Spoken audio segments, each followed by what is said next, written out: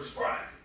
It looks like one of the easiest movements, but in fact it is quite difficult. So there are many details to work on. It can both be used as a strike. So when you're hitting the opponent, once again you're aimed at the chin or nose, but it's also used in a lot of basic combinations, kata, and some other techniques to get ready. So it's maybe a ready position. So in some movements it's used for an opening, and it's just standing here before you start a kata, for example. So two different purposes.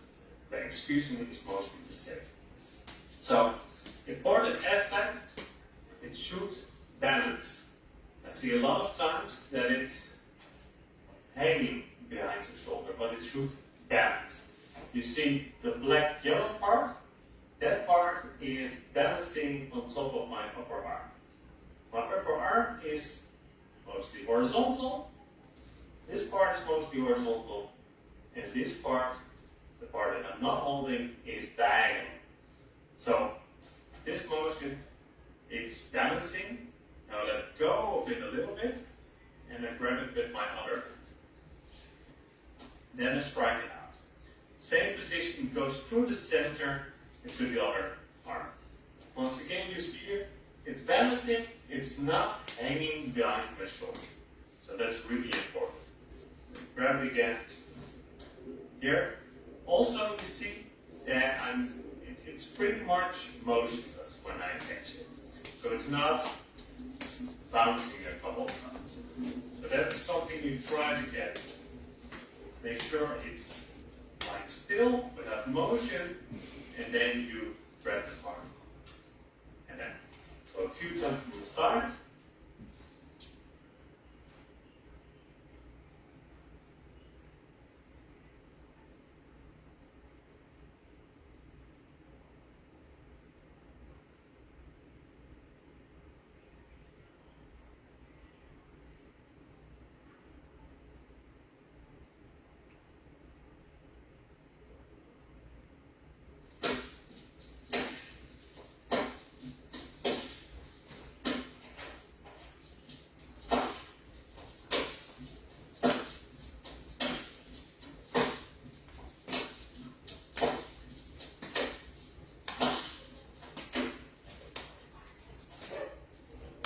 Second upward strike was really similar to the first upward strike, but it has an additional spin to it.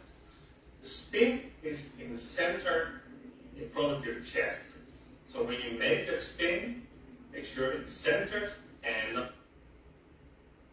not to the side or very low or very high, but in this.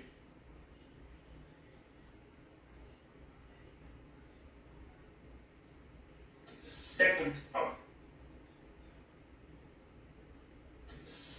upward strike.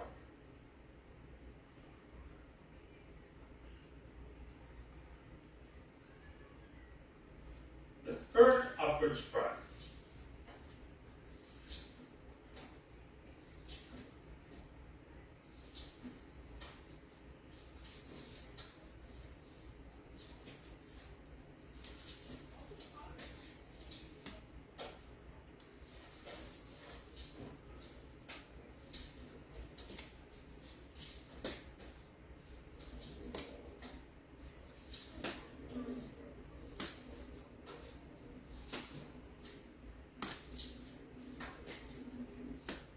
Third upward strike.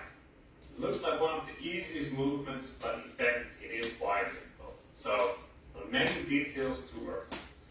It can both be used as a strike.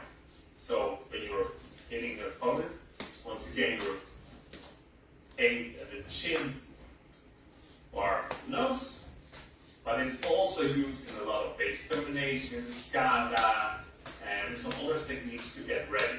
So it's maybe a ready position. So in some movements it's used for an opening, and it's just standing here before you start a kata, for example. So two different purposes. The execution is mostly the same. So important aspect, it should balance.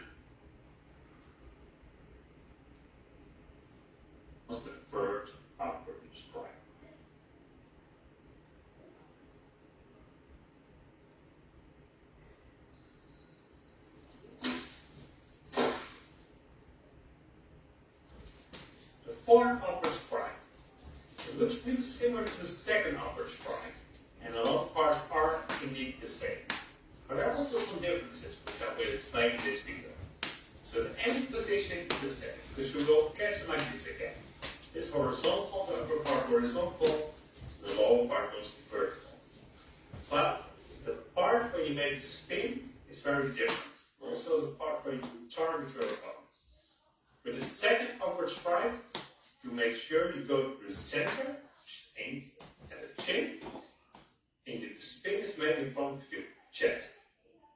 Then it continues, and you will catch it regularly, like this. With the fourth upward strike, you strike diagonally. So it goes diagonally, and in front of your shoulder and shoulder height. That is where you continue like an upward strike. So the spin is not in front of your chest, but in front of your shoulder. So higher and more to the side. Because of that, the strike itself is not really aimed at the chin, but more at the upper ribs that you cross like that. So it goes diagonal, and from here, upwards. So diagonal, upwards.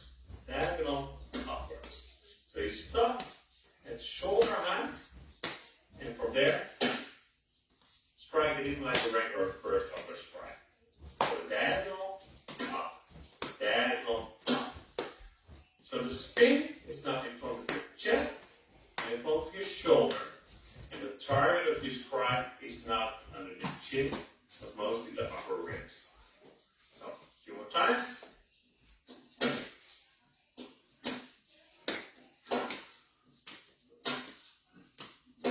So make sure the spring gets shoulder height. Don't go too high. So don't go do things like that. But really stop at shoulder and then up. A few more times from the side. So stop in front of the shoulder, aim at the upper ribs of your opponent, and your ending position